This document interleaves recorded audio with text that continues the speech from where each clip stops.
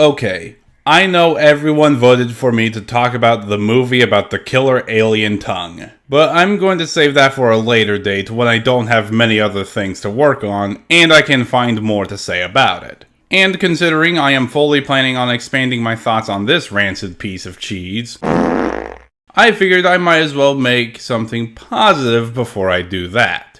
So, let's talk about why Brigsby Bear is a film that's so relevant, it's practically timeless. There's magic and wonders and mysteries in store. A hero whose mission is to learn and explore. He's daring and caring and knows so much more. It's Brigsby Bear.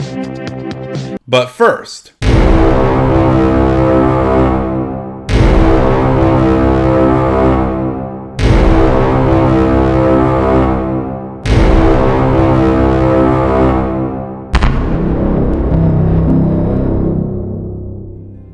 I think we can agree that today's culture and entertainment seems to be based around two things. Divisive politics that judge people by their physical appearance and personal beliefs as opposed to who they are as a person. And the use of nostalgia in an attempt to recapture people's childhoods to varying degrees of success. It's no secret that Hollywood has primarily left original projects to the wayside in favor of remakes, reboots, sequels, and rebrandings. Most tend to flop or be forgotten, while others make bank. But in today's nostalgia-ridden culture, we tend to lose ourselves in the past so much that we tend to forget what's ahead of us.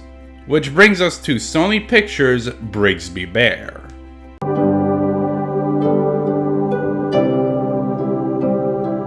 Brigsby Bear is a 2017 comedy-drama film co-written by Kyle Mooney and Kevin Costello of Saturday Night Live, and directed by Dave McCary, that was inspired by Mooney's own fascination with old children's shows. The film itself tells the story of James, played by Mooney himself, a sheltered man who lives in a seemingly post-apocalyptic world where the bunker he and his family live is one of the few safe places left, where his only real entertainment comes from an old cheesy TV show called Brigsby Bear Adventures.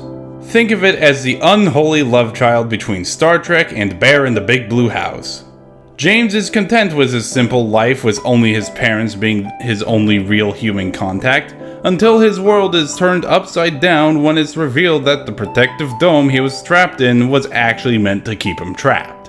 James was actually kidnapped as an infant, and the ones raising him were actually his kidnappers. What a twist! Hey, did you hear something? No. Did I? I don't know. And though he is sent to live with his real family and does find friends, James has a hard time adjusting to the real world, with Brigsby being the only real lens he can see things through. Which is made even worse when he learns Brigsby Bear was actually made by his captors for only him and no one else to see. So, in an attempt to maybe find some closure, he and his new friend set out to give Brigsby Bear Adventures the ending it deserves. Now, I know that plot by itself doesn't actually sound all too thrilling, but where I think it excels is with its subtle comedy, subtle drama, and of course, its commentary on today's obsession with nostalgia and culture that is not on the nose. Brigsby Bear Adventures, the in-universe show, is the kind of show that, if it were real, would have a massive cult following for how weird it was and would find a new niche within today as the source of innumerable memes. Something that actually happens when some episodes are uploaded online. Unnatural emotion. And yes, we do start the movie off with an actual episode of Brigsby Bear. But enough about that, let's talk about what makes it work. And I think that comes perfectly from its main character.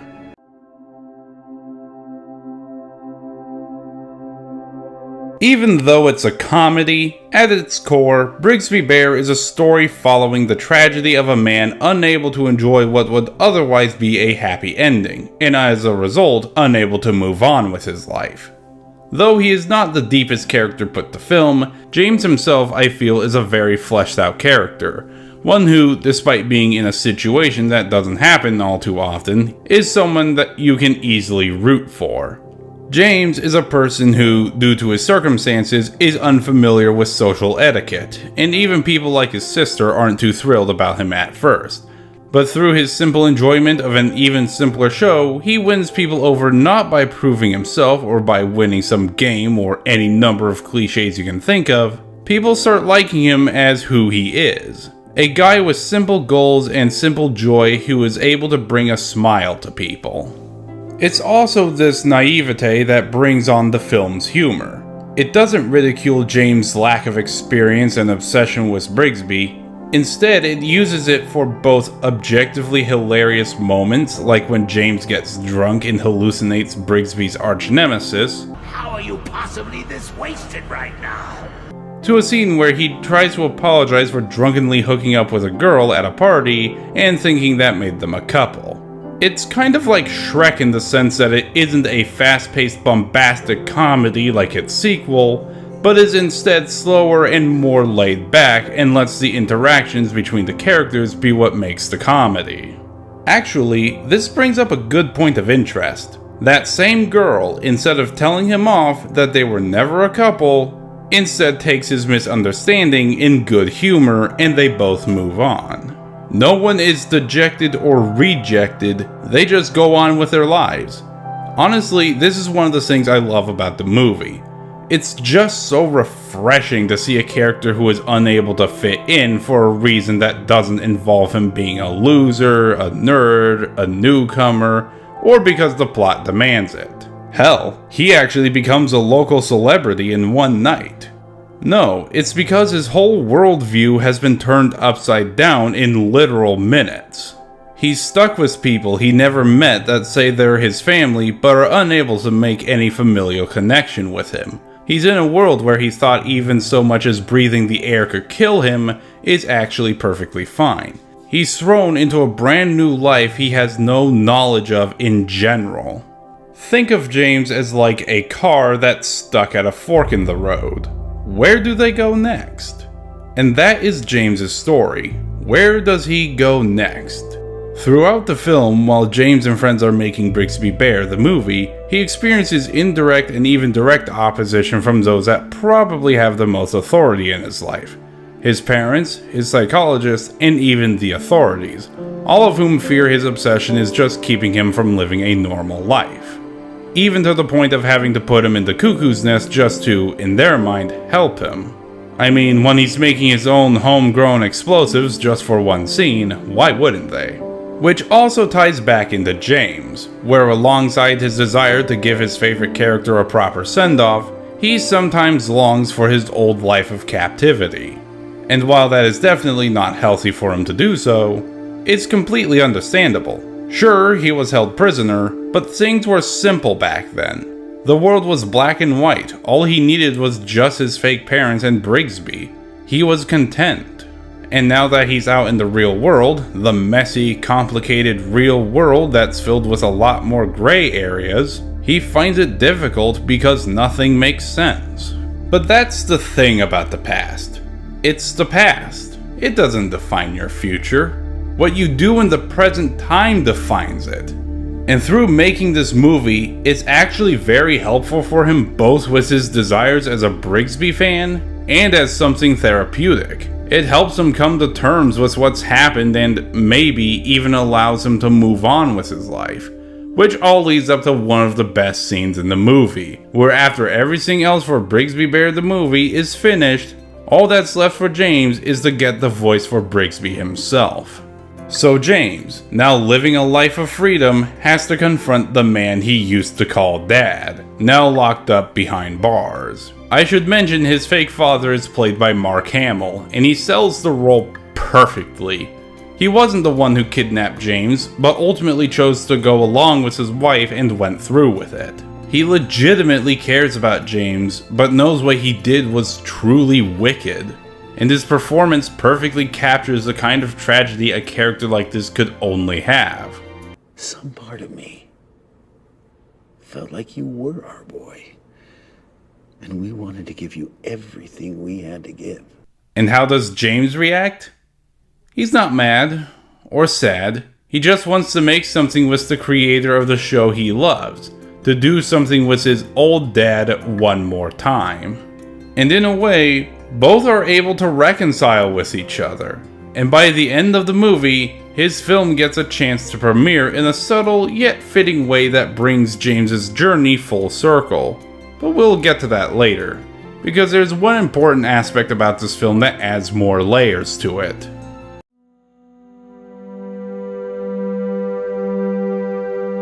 This has been pointed out by others, so I will go over it quickly. Despite being a film that riddles its atmosphere with a nostalgic feel that one would get going back to films they grew up with, it doesn't follow any of the tropes you'd see from films around that time. Hell, even some movies today. You know the tropes I'm talking about. One-dimensional bullies who treat the protagonist like dirt for no real reason other than they're the bully. A constant need to divide people up by groups by the most superficial means, where nerds are the most accepting while everyone else is the most exclusive.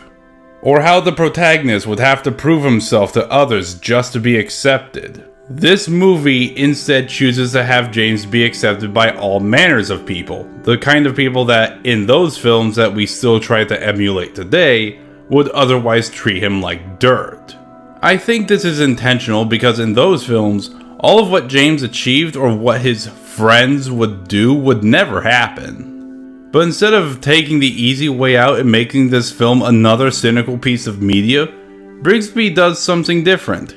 It contrasts those things we hold dear in media with the one thing the real world has that fiction doesn't: change. For as exciting as dinosaur theme parks, space nights, superheroes, and any number of things are, they're stuck to a status quo, and as such, whatever happens rarely has consequence, or if it does, rarely affects the world it takes place in. Many things may have changes within its aesthetic or character roster throughout their runs and incarnations, but nothing will change within their world because the status quo forbids it. The Autobots must always be at war with the Decepticons because their conflict is the status quo. Ash will never catch all the Pokemon because him catching Pokemon is the status quo. The X-Men will never make any progress towards mutant rights because them being hated is the status quo. But unlike those fictional worlds we create, our world is always changing. As time passes, old conflicts are resolved and new opportunities open up that were once closed to those previously. And people's goals and motivations are not set in stone. Russell likes to hurt people for peace. And even though I crapped on our current culture earlier, I admire the fact that Brigsby Bear wants to remind the viewer of the best parts of it. That the time we're currently living in is probably one of the most accepting. The jock that would otherwise be his bully becomes his best friend. When he drunkenly hooks up with the hot girl, neither is ostracized for that one simple mistake. One that is quickly rectified. But I'm still also totally into doing that other stuff with you too. Not a chance. The sister, while not a big fan of James at first, does try and help him find new friends and enjoy life. Even his new friends' friends come and help him make Brigsby Bear the movie, and none of them have any objections. Instead of being like every other movie that is hyper-politicized or just wants to recreate the movies many people grew up with, Brigsby Bear instead chooses to distance itself from those kinds of cynical films and their tired tropes, and instead chooses to be a film filled with optimism that encourages creativity, actively choosing to display the best qualities of right now as opposed to trying to recapture the past. I can't begin to explain just how satisfying it is to have a movie that does not need to use tired cliches to tell its story. It doesn't need to have James be a liar that's revealed. It doesn't need a forced misunderstanding that divides his social circle. And it especially doesn't need a one-note villain constantly hurting him just because we need a villain. It's just a better movie than that, and it solely relies on James's apparent obsession with Brigsby Bear and what he'll do to make the movie.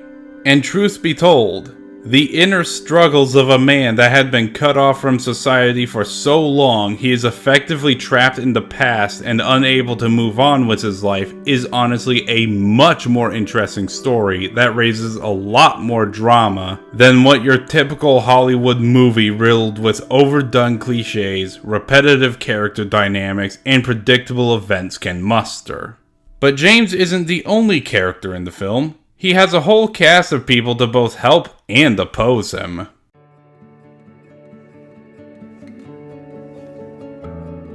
The hero's journey in this film, while different, is plenty clear. I want my favorite show to have a proper ending. And while it's not the most exciting plot in all of time and space, it does fit within the optimistic and creativity-driven tone the movie is going for. And it's only helped by the other characters. Now these characters, while not fleshed out on their own, do tie into James's growth as a character, and help usher the conflict of the story along, and some certainly go through their own journey as well. There are 5 characters in this film that I think are crucial to James's story. Spence, Aubrey, Greg and Lewis, and Emily. Spence is obviously the first real friend James makes since he is freed, and he does go out of his way to make sure James mingles with people who will accept him. He comes to enjoy Brigsby Bear not because of what it is, but for how passionate James is about it, and to be fair, he does find aspects about Brigsby Bear he likes.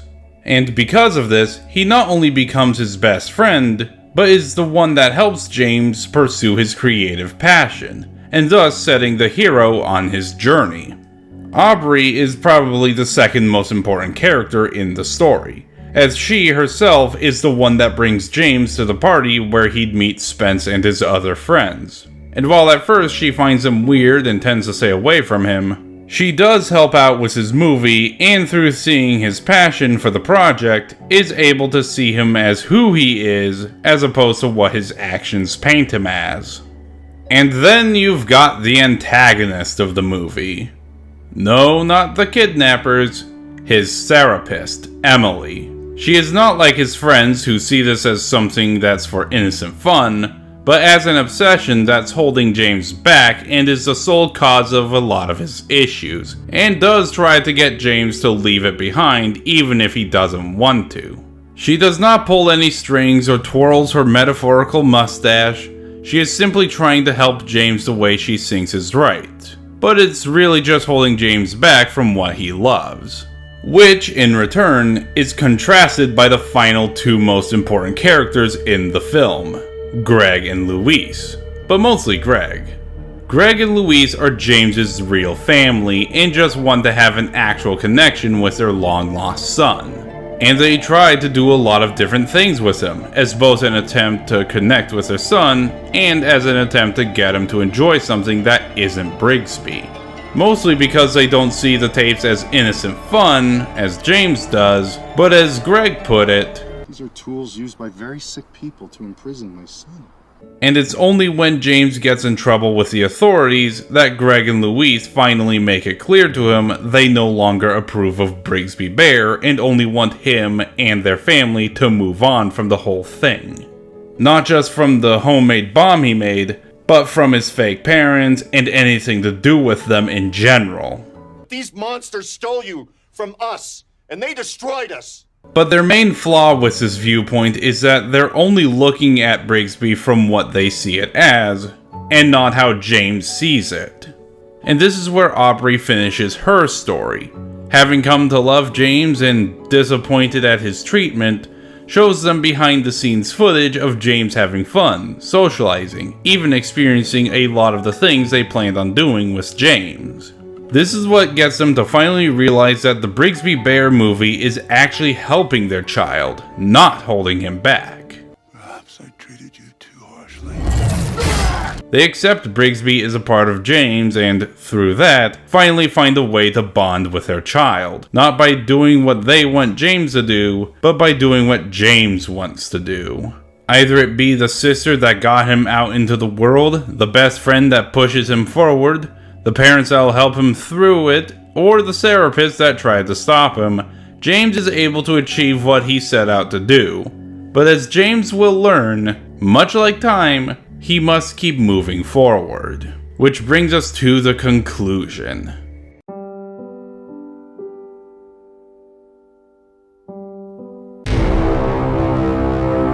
Did you hear? No. As you can tell, as Brigsby was his whole life, James has a particularly hard time letting it go and focusing on something else. But, through his experiences, James is able to complete the Brigsby Bear movie I made with my friends, and it's about to premiere. But the struggle isn't over yet, as he has one more hurdle to pass. No, not something predictable like the therapist or out-of-nowhere bullies trying to sabotage the movie, but one that involves a sold-out theater and whether or not people will like it. The stakes are high, but on a personal level, James is afraid no one will like it, even getting himself stressed to the point of illness. If this is just him being afraid of no one liking it, you can only imagine the consequences if that fear proves real. But Spence reassures him and tells him, who cares? He reminds James that he made a movie, and even if it's not good, that's something he can still take pride in. And as his movie plays, we can tell it's not Hollywood level quality, but the people enjoy it for what it is. And at the end of the movie within the movie, Brigsby faces off against his arch nemesis, Sun Snatcher, one last time. At this point, it has become clear to Brigsby he cannot escape the inevitable. In order to save the universe, Brigsby must destroy it. I do not vibe with this universe. What the fuck? Or does he? Instead of destroying it, with the power of his world's MacGuffin and referencing back to a theory James made on how to defeat Sun Snatcher, he instead folds the molecules of the universe itself into a singularity to not destroy it, but create a brand new one. I want to make that point clear because on first viewing, it does appear the Brigsby Bear universe is just destroyed, gone forever. But notice how they said, create. Creating a whole new universe. How will you create the universe? James didn't end Brigsby Bear with it just dying and being forgotten like what others told him to just let happen. He had it literally end with the universe starting anew, this time without anything holding it back. Just like how James's life can finally start anew with nothing from his old life to hold him back. Finally able to enter the theater, James is met with not jeers, but applause. Applause from everyone. And amongst the crowd, he sees a familiar figure, Brigsby himself, his childhood brought to life. Finally fulfilled, both nod at each other understandingly, and while Brigsby teleports away for a new adventure somewhere else, James is happily embraced by all those around him, ready to begin his own new adventure. Which finally brings us to what I think makes this film so relevant in our nostalgia-ridden culture.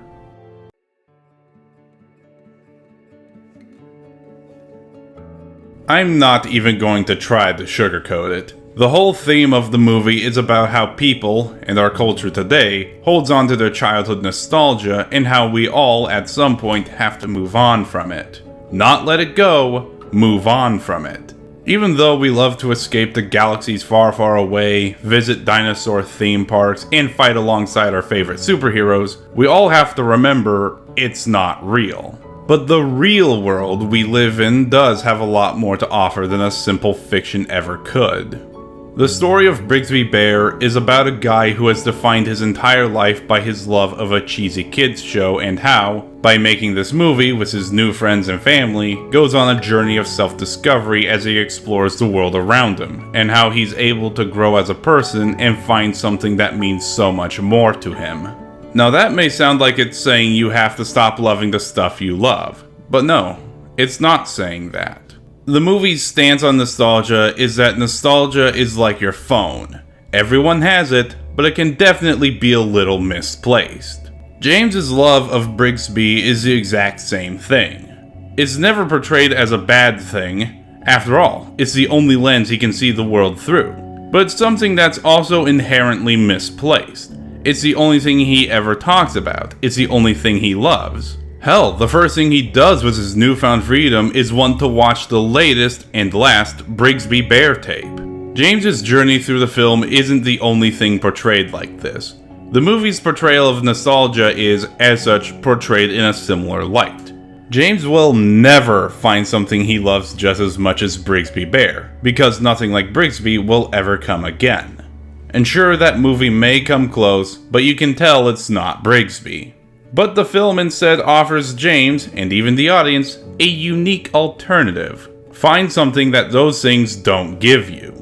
To go out there in the world and explore your own creativity, be it art, music, or even just simple nature walks. Whatever gets your creative juices flowing, and just do it because it's something you love. And of course, having finally found a good alternative, James finds happiness in what his new friends and family have given him that Brigsby never could. And through that, James is finally able to move on with his life and see what other wondrous things the world has to offer.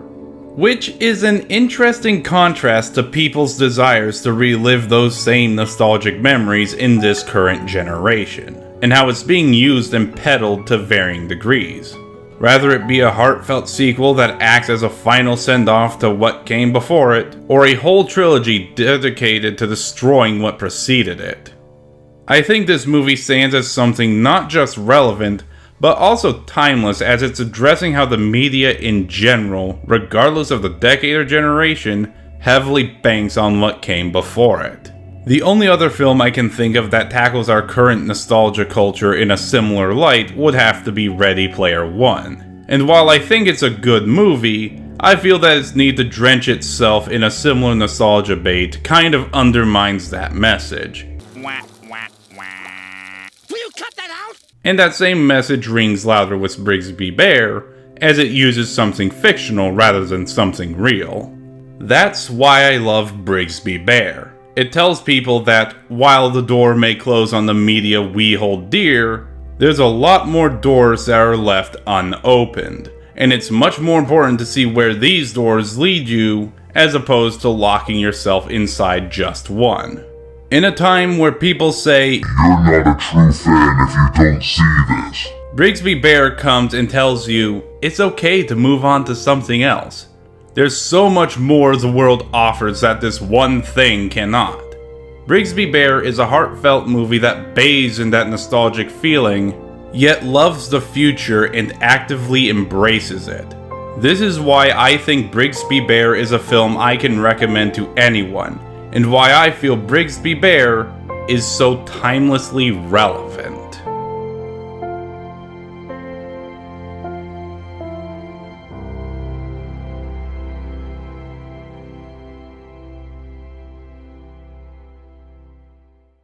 Hi guys, if you enjoyed this episode, be sure to hit that like and subscribe button for future content. And if you want to support the channel, please consider checking out my Patreon and PayPal. Links are in the description below. And until next time, I will see you guys later.